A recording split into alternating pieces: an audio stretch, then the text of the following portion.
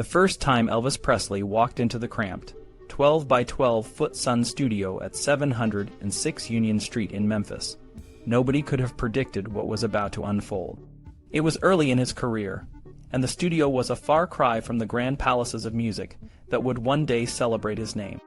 The walls were covered in acoustic tile, painted a dull institutional green, and the woodwork was white.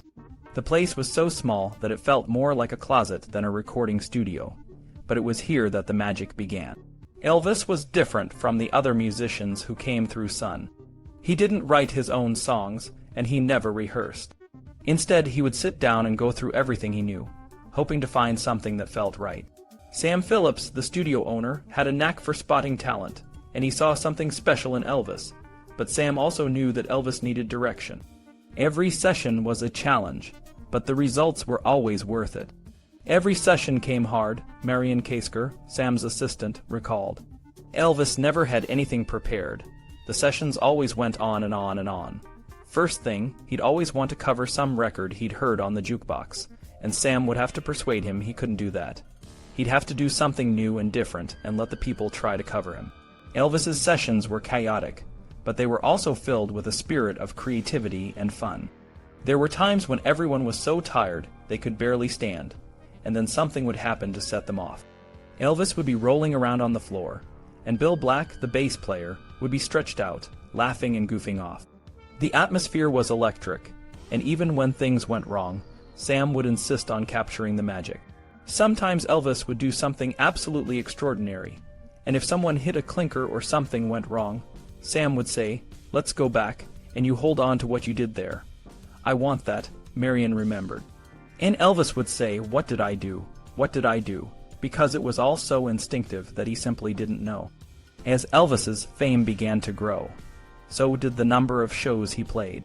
Bob Neal, his manager, started booking him for more and more appearances. They would play in school gymnasiums and auditoriums, and the crowds were always wild. 15 minutes before the show, it would feel like an avalanche. People would be hanging from the rafters, and the energy was overwhelming, but success brought its own set of challenges. Elvis's relationship with his bandmates, Scotty Moore and Bill Black, began to strain. They had always shared the spotlight, but now Elvis was the star, and Bob felt he deserved a larger share of the profits. There was a lot of unhappiness about it, but they stayed on. The financial arrangement changed from a percentage to a salary, and the tension only grew. Meanwhile, Elvis's personal life was also changing. He was dating Dixie, but the road trips were taking their toll. Dixie was feeling doubts, and their relationship was suffering. When the first Elvis Presley fan club was formed, Dixie wrote the most convincing letter, but it didn't seem to help. One day, a man named Oscar Davis came to Memphis to promote an Eddie Arnold show. He was working for a colorful and controversial manager named Colonel Tom Parker. Oscar heard about Elvis from Bob Neal and went to see him perform at the Airport Inn. The place was packed, and the women were screaming their heads off. Oscar was impressed and wanted to meet Elvis, but Bob hesitated because he couldn't play Elvis's records on the radio. Despite the hesitation, Oscar introduced himself and made a tentative deal with Elvis and his band. The next day, Oscar brought Elvis and the boys to meet Colonel Tom Parker. The colonel was skeptical at first, but he saw something in Elvis that he couldn't ignore. He started to get involved, helping Bob Neal book shows and watching Elvis's progress.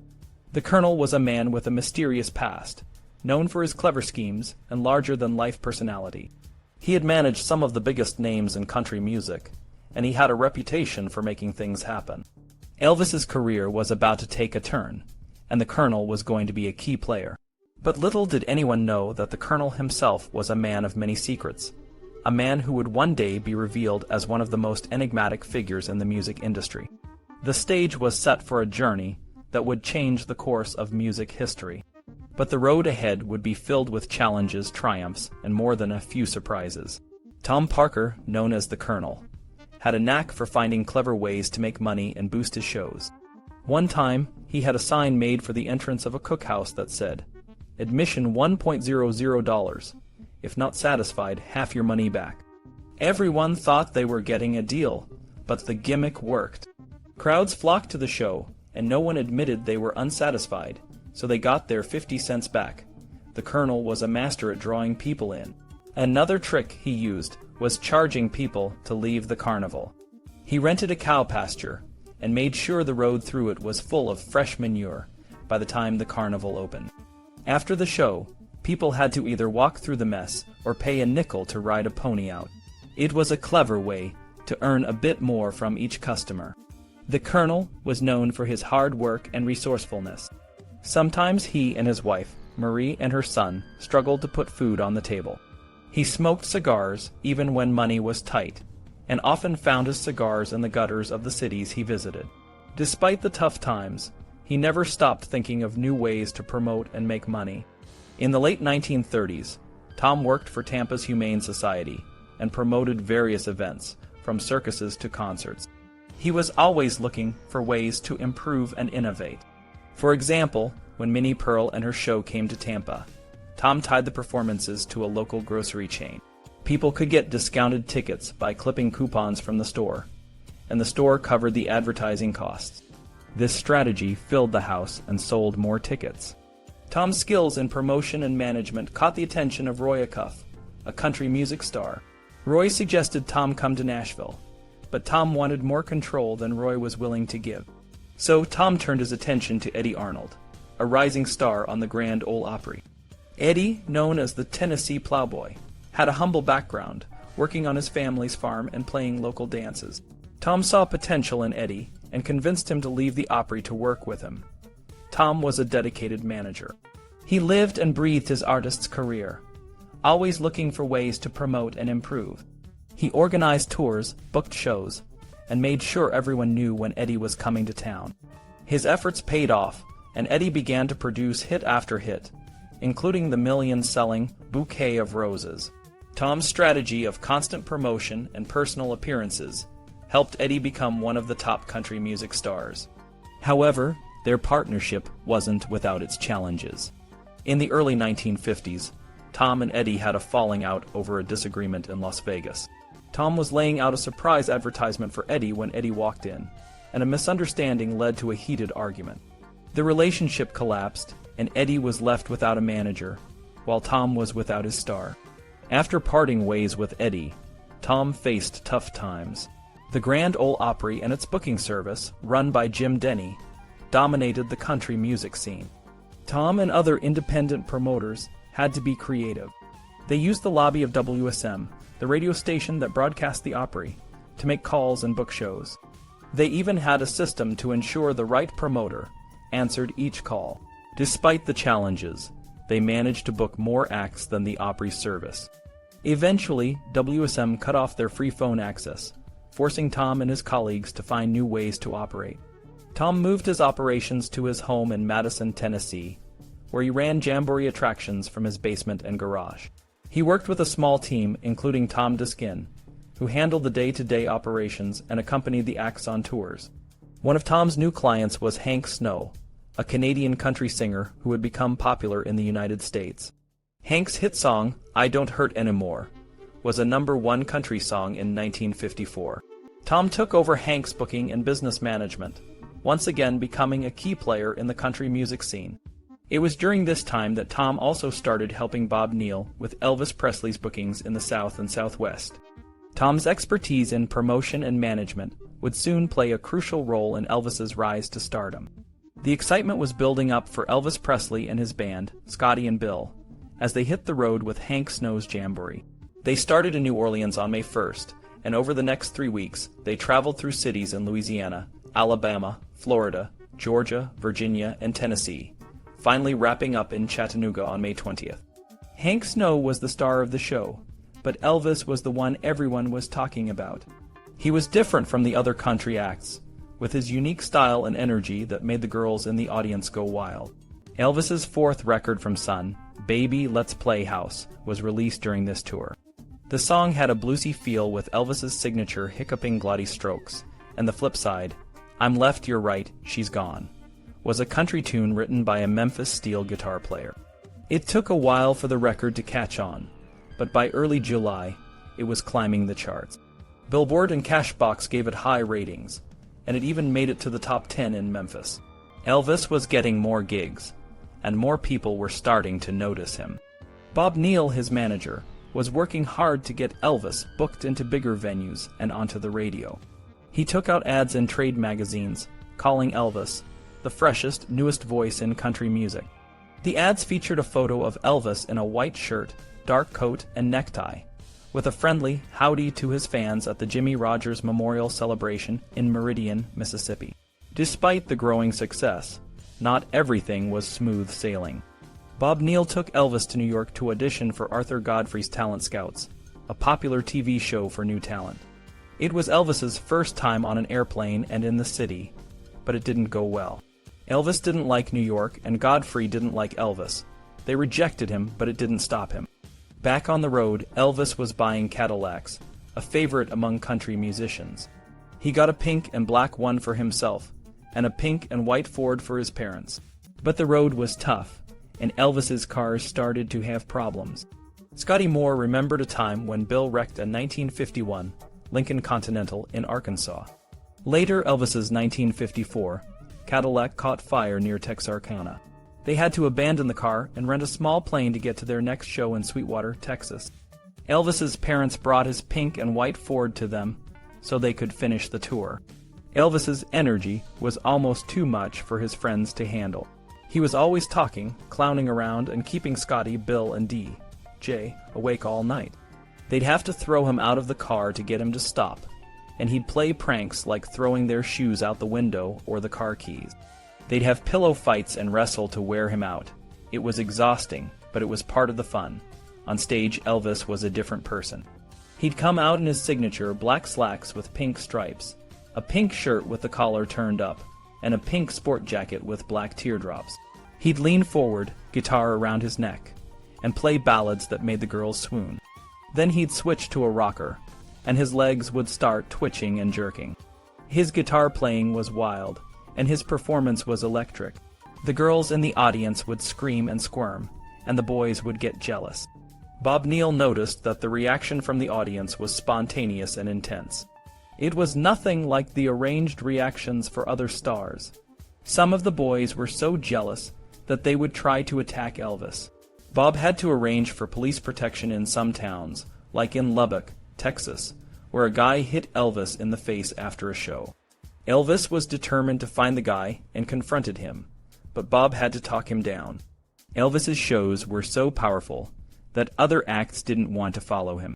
Ferlin Husky tried once, but gave up after the audience demanded Elvis back.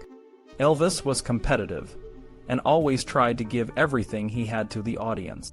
He wanted to be a big success, and was always thinking about how to get ahead. He talked to Helen, Bob's wife, about his dreams of making it big in movies. By the end of June, Elvis was playing shows all over Texas and the South. In Jacksonville, Florida, he experienced his first riot. The teenagers were so excited that they tore his clothes off, shredded his shirt, and even tried to take his shoes. It was a scary moment, but Elvis laughed it off. Elvis's record, Baby Let's Play House, was doing well, and by mid-July it appeared on national charts. It was a big moment for Elvis, and it was clear that he was becoming a star. The road was long, and the shows were demanding, but Elvis was determined to make it big. He was the hillbilly cat, the king of Western bop, and he was just getting started. As Elvis's career began to soar, his final record with Sun Records, Mystery Train, hit the charts. This song, originally a rhythm and blues hit by Little Junior Parker, was backed by a country tune, I Forgot to Remember to Forget. Around the same time, Colonel Tom Parker and his assistant, Tom Diskin, started meeting with Bob Neal, Elvis, and Elvis's father to plan their future. These meetings, dubbed policy meetings, were crucial. They discussed Elvis's growing popularity and the need to move him to a larger record label. The negotiations for Elvis's contract were intense. Bob Neal, Elvis's manager, received calls from various record companies interested in signing Elvis. The offers started small, but as Elvis's popularity grew, so did the bids. One notable offer came from Mitch Miller at Columbia Records, who initially offered around $20,000, but backed out when the price went up to $18,000 or $20,000. Ahmet Ertegun from Atlantic Records offered $25,000, but Colonel Parker insisted on $45,000, which Atlantic found too steep. In the fall of 1955, Colonel Parker traveled to New York to finalize a deal. He met with representatives from RCA Victor, including Steve Sholes and Frank Folsom, who had a long history with the Colonel through other artists like Eddie Arnold and Hank Snow. RCA Victor offered $35,000 in cash for Elvis's contract, and an additional $5,000 to Elvis as a signing bonus. Sun Records would retain the rights to press records until the first of the year, after which RCA would have exclusive rights for 3 years. This deal was seen as a significant investment for 1955, and it was agreed that the contracts would be signed during the disc jockey convention in Nashville. Meanwhile, Elvis's personal life was changing. His relationship with Dixie, his girlfriend, was coming to an end. Despite staying with Elvis's parents and even sleeping in his bed, their relationship was strained. By September 1955, Dixie told Elvis's mother that it was over, and they had a tearful goodbye. Bob Neal continued to manage Elvis, but his role was becoming more symbolic. He opened a small record shop on Main Street in Memphis, and handled local concerts and fan club activities. Elvis, along with his band, continued to tour, breaking audience records and performing in various cities. By mid-September, Elvis had 3 songs on the national country music charts: Mystery Train, Baby, Let's Play House, and I Forgot to Remember to Forget. In November, Elvis attended the Country and Western Disc Jockeys Convention in Nashville. He was praised and recognized for his success. Baby, Let's Play House ranked 16th in the year's country and western song category, and Elvis himself was ranked 16th in the disc jockey's favorite artists list. He was also named the 13th most played artist on the radio and the most promising country artist of the year. The move to RCA Victor was officially announced, marking a significant shift in Elvis's career. Colonel Parker had been working to win over Elvis's parents, particularly his mother, by playing on their concerns about Elvis's workload. He even invited them to his farm in Madison, where Elvis could relax and ride horses. This strategy helped Colonel Parker gain their trust and support. Marion Kasker, who had been closely involved with Elvis at Sun Records, was emotional about his departure. She recognized the challenges of recording Elvis, who often lacked preparation and was more focused on having fun. Despite the strain, she acknowledged that Sam Phillips made a wise decision to sell Elvis's contract. Within weeks, Sun Records released Blue Suede Shoes by Carl Perkins, continuing their success. RCA re-released Elvis's Sun Records on their label, and advertisements began appearing in music trade publications, listing Bob Neal as Elvis's manager under the direction of Colonel Tom Parker. By January 1956, just after his 21st birthday, Elvis recorded new material at RCA Studio in Nashville. The session was smooth, and it marked the beginning of a new era for Elvis, surrounded by a team that would help him become a legend. Steve Sholes, a big man with a knack for finding talent, was in the control room that day. He had been with RCA for a long time, starting when he was just a kid in New Jersey. Steve was the guy who made sure the right artists got signed and recorded, and he had a pretty impressive list of names under his belt: Chet Atkins, Elton Britt, Jim Reeves, and more. But even with all his success, he felt a nervous excitement about Elvis Presley. "We've never paid this much for a contract before," Steve told a writer later. "The bosses wanted me to promise we'd make our money back in the first year. I said I thought we would, but I was taking a big risk. Some people in Nashville thought I was crazy. They didn't believe we could make the same kind of records Sam Phillips did with Elvis in Memphis, but we were creating something new." In the studio, Elvis was surrounded by a group of top musicians, including Chet Atkins and the Jordanaires, a famous gospel group. They were recording Heartbreak Hotel, a song written by me, Boren Axton, a former publicist for Hank Snow. The song used the studio's echo chamber to give it a unique sound, almost like Elvis was singing from the bottom of a well. The guitar chords were strong, and the piano added a soft touch. The Jordanaires sang backup, giving the song a fuller sound. Steve noticed that Elvis's style had changed since his days in Memphis. The country guitar and the boogie beat were gone, and the songs were more like ballads. But Elvis's voice was still amazing, with its deep, rhythmic tone and all the vocal tricks that made him stand out. Chet Atkins, a guitar legend, was so impressed that he called his wife to come see Elvis in action. "You'll never see anything like this again," he told her. After the session, Elvis told the Jordanaires that if the songs became hits, he wanted them to be part of all his recording. But the Jordanaires didn't think much of it at the time. "It was just another job for us," Gordon Stoker said later. Elvis was back on the road with his friends Scotty, Bill, and Jay, along with Red West and Bitsy Mott. They were playing small towns in the South when Elvis got booked for the Tommy and Jimmy Dorsey stage show on CBS TV. The Dorseys were looking for a boost in their ratings, and they saw Elvis as a potential star. On January 28th, the night of Elvis's first appearance, the theater was almost empty. It was cold and rainy, and not many people wanted to brave the weather. But when Elvis stepped onto the stage, something magical happened. He started singing Heartbreak Hotel, moving his body in a way that was both natural and mesmerizing. He jerked his legs, bumped his hips, and used his guitar as a prop. The television audience was stunned. They had never seen anything like it. The show received more mail than ever before, and Heartbreak Hotel quickly climbed the charts. Elvis's fame was spreading, but he and his band were so busy they didn't realize it. They were driving from town to town, playing shows, and then driving to the next gig. They didn't see the newspapers or hear much radio, so they didn't know how big they were getting. Red West remembered the grueling schedule, driving all night to get to the next show, while Elvis and the others flew to New York for the TV appearances. The pace was relentless. After the last Dorsey show, they drove to Los Angeles and then to San Diego, where Elvis appeared on an aircraft carrier with Milton Berle. From there, they drove straight to Denver for another concert.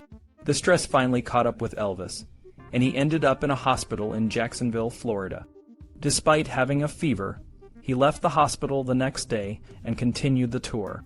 During this time, Elvis went back into the studio in New York to record more songs for his first album. The album included a mix of rock and rhythm and blues hits, like Blue Suede Shoes, Tutti Frutti, and I Got a Woman. The cover showed Elvis in a black and white photo, his face twisted in concentration as he played his guitar.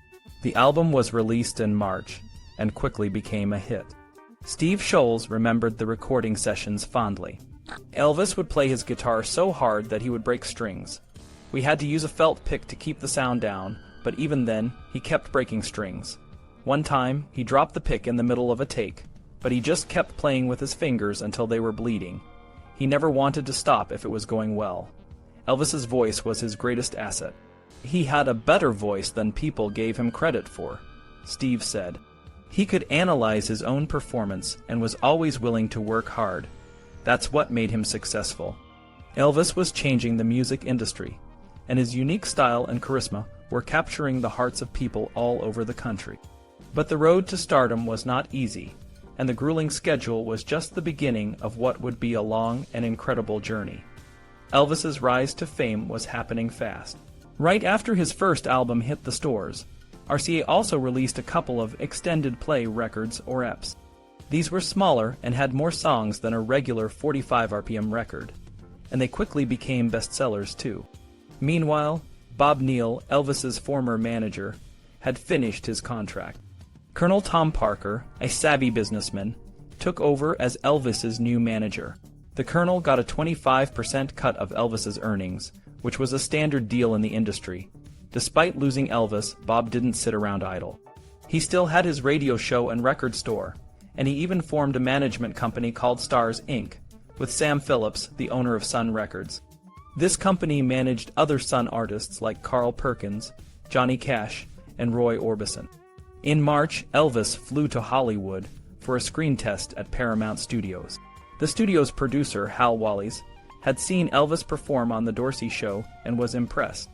Wallis had Elvis do a scene with a veteran actor named Frank Phelan. Elvis acted out different emotions, from shouting to gesturing wildly. Even though Elvis was new to acting, he showed enthusiasm and energy. Wallis liked what he saw and offered Elvis a 3-film contract. For the first film, Elvis would earn $100,000, with the pay increasing for the next 2 films. The Colonel made sure the contract was non-exclusive, allowing him to make other deals for Elvis. While in California, Elvis appeared on the Milton Berle Show, which was broadcast from an aircraft carrier in San Diego. He performed Heartbreak Hotel and Blue Suede Shoes. The show's producer and host, Milton Berle, had a hard time keeping Elvis in one spot because he moved so much on stage. Elvis also participated in a comedy sketch where Berle played Elvis's twin brother, making fun of rock and roll. Despite the comedy, the show was a huge success, with 40 million people tuning in. Elvis's records were dominating the charts. His first album reached the number 3 spot, and Heartbreak Hotel became the top song. Life magazine featured Elvis in a spread, calling him a howling hillbilly success. Fans were going wild, sometimes breaking doors to get to him, and security had to be beefed up at his shows. In April, Elvis played in Las Vegas at the New Frontier Hotel. It didn't go well. The crowd was mostly middle-aged and not into rock and roll. They were curious but not enthusiastic. Elvis couldn't get them to respond, and the show was so quiet that the band could hear their mistakes for the first time. The hotel and the Colonel decided to end the contract early, recognizing it was a mistake. In early May, Elvis released his second RCA single, I Want You, I Need You, I Love You, backed by My Baby Left Me. Both Time and Newsweek featured Elvis in their magazines, describing him as the teener's hero, and noting his wild performances. The articles mentioned his 3 Cadillacs and a 3-wheeled motorcycle. Elvis also bought a new home in Memphis, a $40,000 ranch house on Audubon Drive. The house had a swimming pool and was in a quiet neighborhood. However, once Elvis moved in, the neighborhood became a magnet for his fans. The girls would trespass, pull up grass, and even scrape dust from his cars.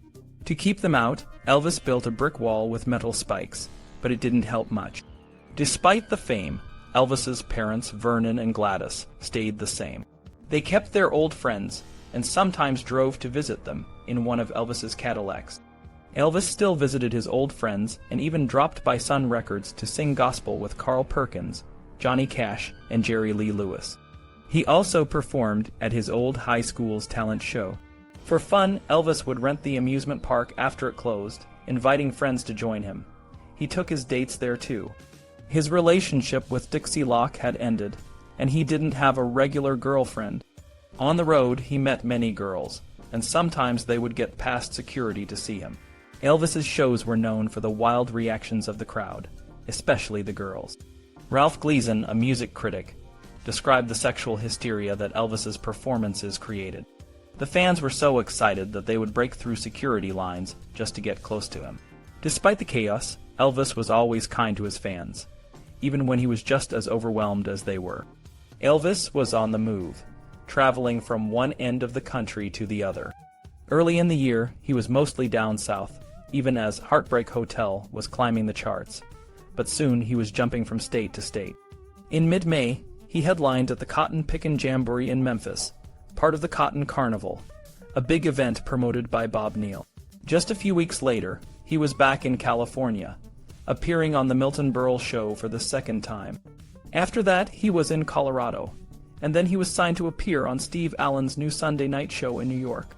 After his second appearance on the Berle Show on June 6th, the critics really started to come down hard on Elvis. Jack Good, a well-known TV critic for the New York Times, wrote a scathing review.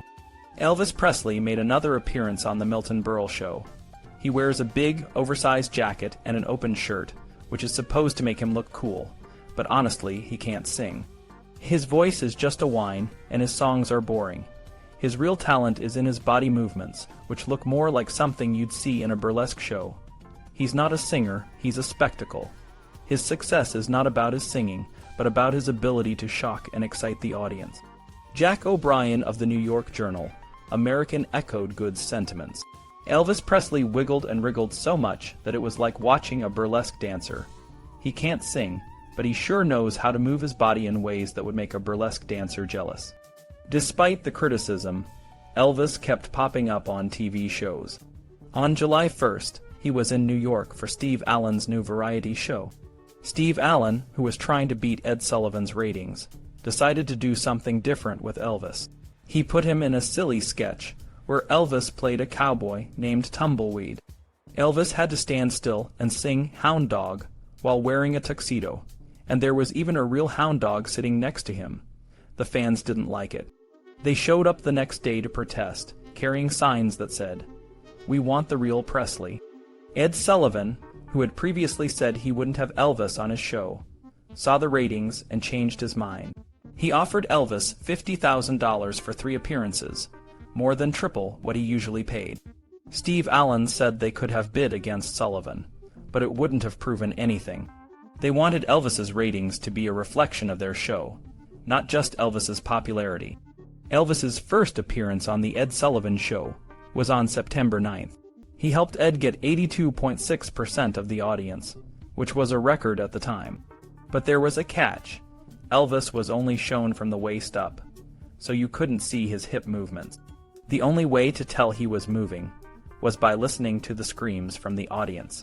Jack Good, the same critic from the New York Times, wrote another review the next day. He was not happy. Elvis Presley appeared on The Ed Sullivan Show, and CBS didn't even bother to compete. They just ran an English film instead. Elvis performed Hound Dog, and the audience screamed, but it was all a bit much, and Charles Laughton, who was filling in for Ed, just waited for it to be over. A few days later, Good wrote a longer piece, criticizing Elvis and the networks for exploiting teens. Elvis Presley's movements are inappropriate, especially for young audiences. The networks are responsible for what they show, and they should be more careful. Teenagers are impressionable, and showing Elvis's dance moves at 8 p.m. is not a good idea. It's like giving them something they're not ready for. The networks should focus on educating young people, not just entertaining them. The backlash against Elvis and rock and roll was not just from the critics. Across the country, city councils and local officials were banning rock music. In San Antonio, Texas, rock and roll was banned from city swimming pool jukeboxes because it attracted undesirable elements. In Asbury Park, New Jersey, a record hop led to 25 teenagers being hospitalized, and the mayor banned future rock concerts. In San Jose, California, a group of teenagers caused $3,000 in damage, and the city banned all concerts. In Boston, a committee branded disc jockeys as social pariahs and banned them from public events. In other towns, there were stabbings and riots, and officials blamed rock and roll. In Syracuse, New York, a group of women demanded that Elvis be banned from TV. In Romeo, Michigan, a student was expelled for refusing to cut his Elvis-style hair. In Knoxville, Tennessee, football players set up their own barbershop to cut all the Elvis hairstyles. In Canada, students were expelled for going to one of Elvis's concerts. At Yale University, 2 students formed a club to promote classical music, handing out "I like Ludwig" buttons to counter the "I like Elvis" buttons. Despite all this, Elvis kept on moving and his fans kept on loving him. He was a force that couldn't be stopped. Elvis Presley's rise to fame in 1956 wasn't just about his music. It was about the storm he created in the hearts and minds of people across America. The religious leaders were deeply troubled by Elvis's influence.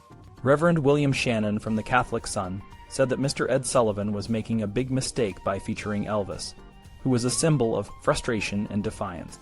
Even evangelist Billy Graham, who didn't know Elvis personally, had his doubts about the young singer's impact on children. In New York, Cardinal Spellman quoted articles that criticized Elvis's performances, while in Greenwich Village, Reverend Charles Howard Graff called Elvis a whirling dervish of sex. But this wasn't the first time popular music sparked such strong reactions. Back in the 1920s, jazz was seen as a threat to society. The Ladies' Home Journal called jazz Bolshevik-inspired and said it could lead to a decline in the birth rate. The magazine even claimed that jazz had a demoralizing effect on people, comparing it to the voodoo invoker's weird chants. Elvis, being the savvy young man he was, knew how to handle the criticism. In interviews, he was always polite and understanding. He said that while he didn't like being called Elvis the Pelvis, he accepted it as part of the job. He also pointed out that many adults were supportive, even if they didn't personally enjoy his music. Elvis believed that if his music made young people happy, that was enough for him. When asked about his famous dance moves, Elvis explained that they started naturally. During his first big performance in Memphis, he was scared and just moved naturally to the music. When the audience went wild, he realized that his movements were part of the show. He knew that standing still wouldn't cut it. He had to give the people a reason to come and see him perform. Elvis wasn't a cocky or pushy person. He was just a young man from Tennessee who had found success and was trying to make the most of it. He bought fancy cars and clothes, but he was also deeply devoted to his family. One of the first things he did with his earnings was buy a house for his parents, fulfilling a promise he had made when he was just a dreamer. In the weeks following his appearance on the Ed Sullivan Show, RCA, Elvis's record label took a big risk by releasing 7 singles at once. It was a bold move, and many thought it would confuse the public, but it paid off. Despite the competition, Elvis's songs Hound Dog and Don't Be Cruel topped the charts for weeks. Then Love Me Tender came out, and it was just as popular. From August to December, Elvis dominated the charts, and no one else could touch him. Behind the scenes, Elvis's recording sessions in Hollywood were intense. He and his band would stay in a whole floor of a hotel, and girls would try to climb up to his room. Elvis would often drive around Hollywood, stopping at traffic lights to charm the girls. When it was time to record, they would work for hours, sometimes all night, until they got it right. Bones Howe, who was an engineer at those sessions, remembered how Elvis would control the pace. If Elvis felt good, they would get a lot done. If not, they might only work for an hour. Bones also talked about how Elvis's manager, Colonel Parker, and his team would bring in hundreds of song demos each week. Freddie Bienstock, who was in charge of finding songs for Elvis, worked tirelessly to keep the singer's music fresh and exciting. In the end, Elvis wasn't just a singer. He was a phenomenon. He brought rock and roll to the masses and changed the face of popular music forever. His success wasn't just about his voice or his dance moves. It was about his ability to connect with people and make them feel something. And in 1956, that was exactly what America needed.